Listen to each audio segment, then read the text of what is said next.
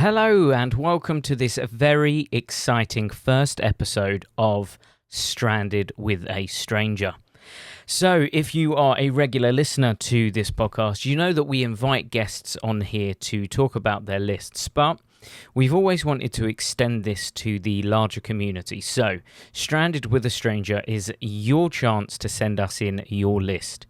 When you send in your list, we will read it out on one of these episodes. So I cannot guarantee how regular these are going to be because they are purely dependent on how many we get sent in.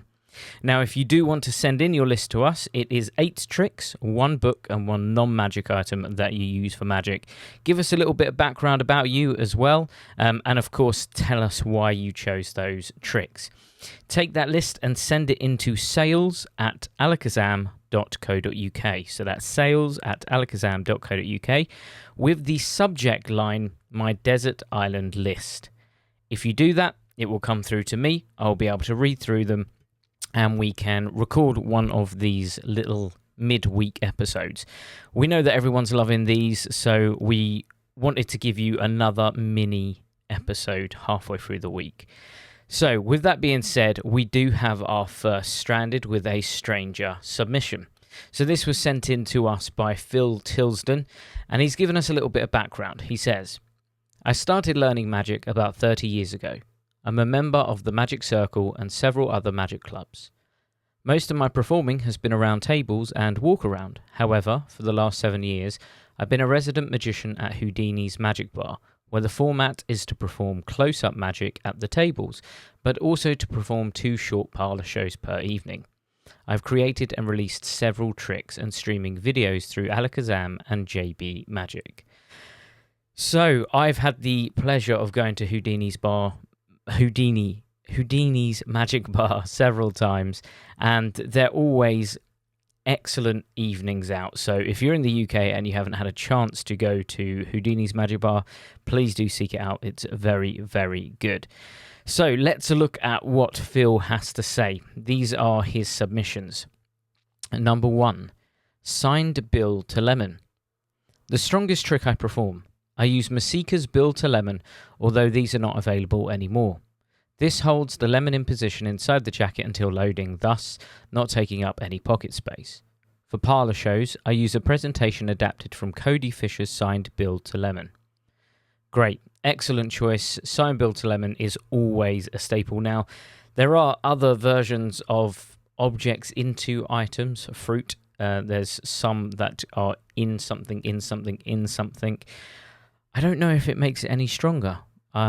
It's not something that I've ever thought about. Let me know what you guys think. Let me know whether you think it is more impressive to have something inside something, inside something, inside something, or if that's overkill. I've got no idea. But either way, sign bill to lemon is a phenomenal trick and a great first choice. His second choice is signed card to sealed envelope. He says, when wearing a jacket, I use Harry Robson's Mark II wallet. This uses Harry's instant reset principle, which I believe has been used by a few other magic wallets as well.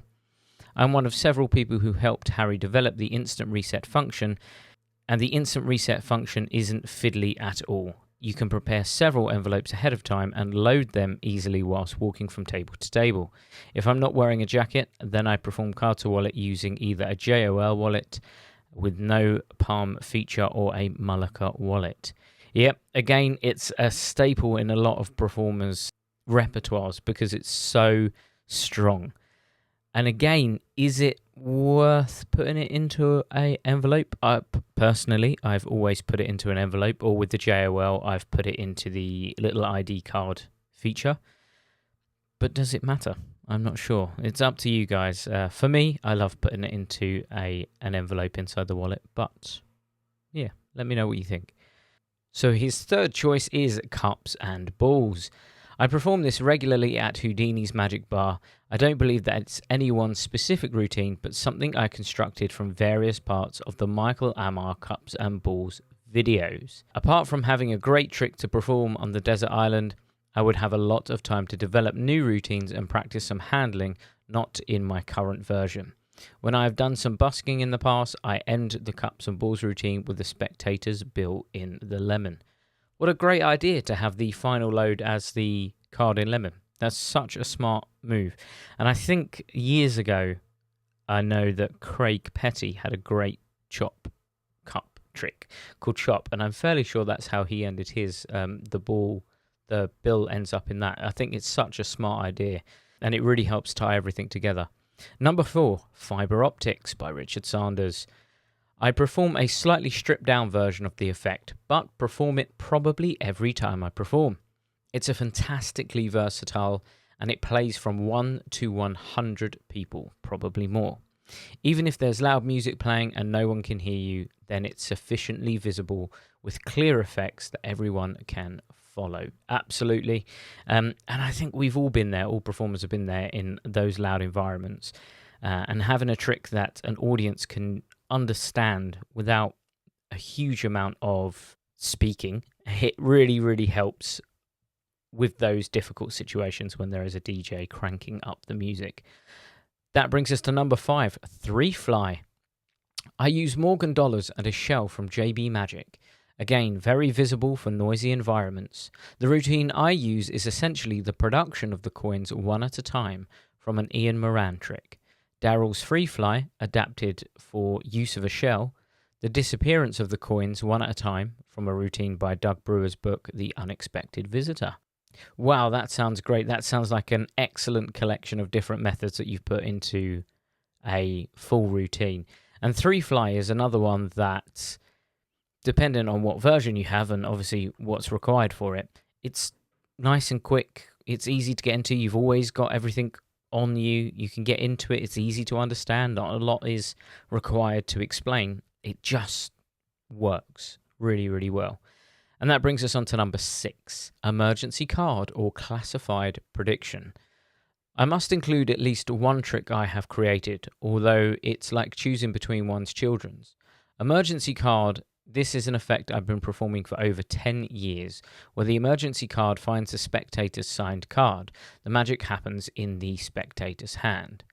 Wow, that sounds interesting. That is, apparently it's not a released one yet. So that's one that we can look forward to. I've not seen that yet. So that's one that I'm looking forward to seeing. And lots of people have sort of emergency card effects out there, and they always play really, really well. They're super commercial tricks. So I'm really interested to see this version. That brings us on to the tail end of Phil's list. So this is number 7. We've got Irish Poker. A packet trick where blank cards change to aces one at a time with a quirky presentation that suits me. It can be found in the book The Dave Campbell Legacy at International Magic. Interesting, great. I love tricks where cards transform and change. Again, they're very commercial routines. Anyone who's performed one at an event for audiences know just how strong they play. And that brings us on to his last effect, Gypsy Thread. A trick that I've only performed a few times, but want to perform much more.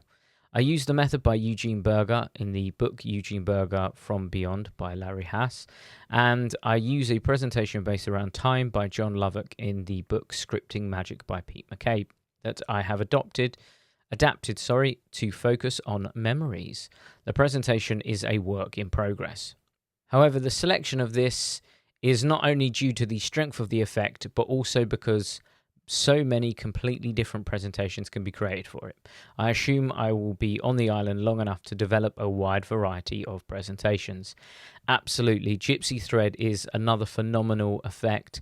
And again, it's a great one to have in your knowledge bank, because if you turn up to an event, should something happen to your props, it's a wonderful piece of magic that can be purchased anywhere, I would think, anywhere in the world. Even if you're overseas and you lose everything, you can just go to a craft shop, pick up some thread, and you've got an insane effect. So yep, it's a great choice, and I do love the Gypsy Thread. So he's given us some honourable mentions, and he says in no particular order. Thimbles. I perform a Shutagawa thimble routine close up with a presentation that makes sense. The routine is from a DVD, I believe, called Thimbles by Shoot. Interesting. We've not had thimbles. It's quite a an old-fashioned prop nowadays. So it's great to see that someone's still out there performing with them, because I remember some of the thimble routines that I used to see when I was growing up were phenomenal, and they looked incredible. They used to come sort of standard with magic sets as well.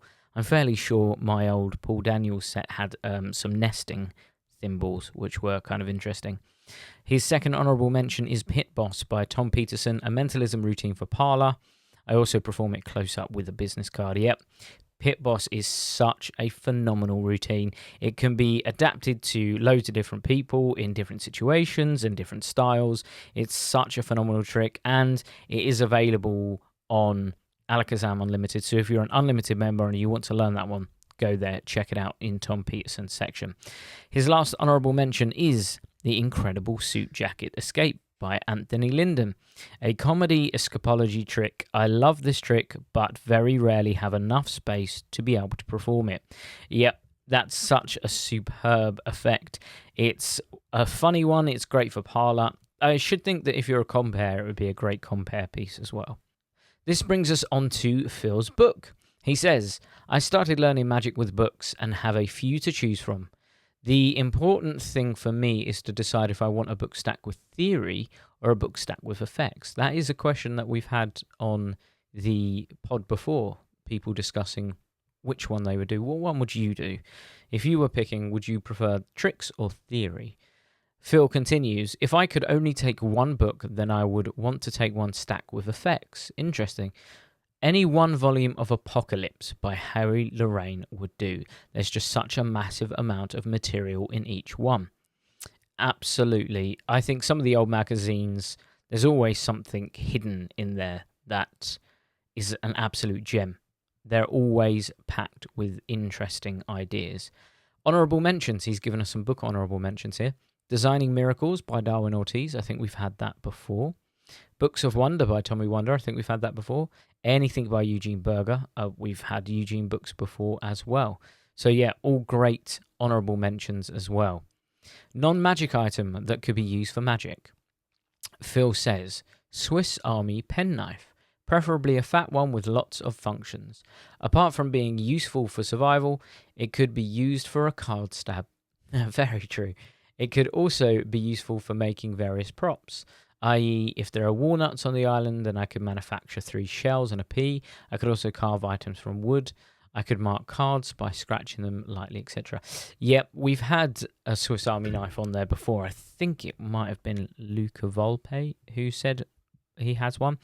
But yeah, a little pen knife or multi-tool is always a really handy thing to have. And I know a lot of performers actually pack one when they're doing gigs, just in case anything breaks and they need to repair stuff. Some people actually have like a little repair kit with lots of different magic things in there to help repair. So Phil has closed off his list with general thoughts. Looking at some of the items I've chosen after the fact, most relate to items that I've performed regularly over a number of years. I think from these items I could construct a good close-up or parlour show. Absolutely. What an excellent choice of tricks. All the way from signed bill to lemon and card to envelope, cups and balls, we've got fibre optics, free fly, emergency card, Irish poker, gypsy thread, and of course his book suggestion there from Apocalypse as well. Really interesting, diverse, and again, like Phil just said, there's a great amount there to either use close-up or on stage, and I think when selecting your choice of tricks, it's always good to think about the diversity of those effects. Can they be performed close up and stage and parlour? Are they only suited for a certain kind of event or audience, or can they be used in lots of different ways? I think they're all really interesting questions that we should think about when we're trying to construct our lists. So thank you so much to Phil Tilston for sending that in. He hasn't given us any way to contact him, so you can try and find him online, Phil Tilston, and I'm sure he would love to hear from you. Now, if you want your list read out, like I said at the very intro, send in your list. So a little bit about you, your list, why you've written each trick, your book, your item, and send it to sales@alakazam.co.uk with the tagline "My Desert Island List."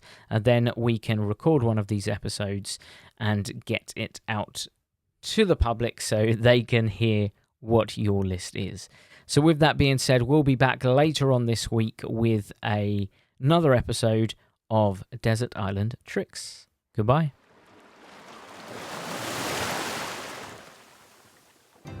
Hello guys, I'm here to talk to you about Alakazam Unlimited. This is the best streaming platform in the world, I'm telling you now. With Alakazam Unlimited, you get access to over 150 magic routines. This is video performances and explanations. We have card magic, coin magic, kids magic, rope magic, mentalism, stage, parlor, impromptu. We've got you covered. All of this for the low price of just £4.99 a month, and you can cancel at any time. Perfect if you've got commitment issues. Yes, I'm talking to you. Guys, you are going to absolutely love it. If you haven't joined the platform already, what the heck are you doing? Alakazam Unlimited is a streaming platform that you need to be a part of. Not only that, there is also exclusive content only available on the platform. Check it out now, alakazam.co.uk. Cheers.